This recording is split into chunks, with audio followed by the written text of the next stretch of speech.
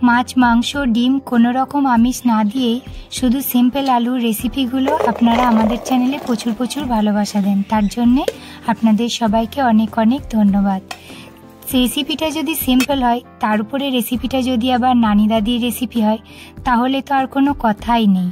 তো এই যে রেসিপিটা বানাচ্ছি না, এটা আগেকার দিনে নাকি বলতো বেসার বেটে আলু। বেসার আবার কি? বেসার নাকি ওই সাদা সর্ষে আর কালো সর্ষে বাটাটাকেই বলে বেসার। আসলে সর্ষেটাকেই বলা হয় বেসার।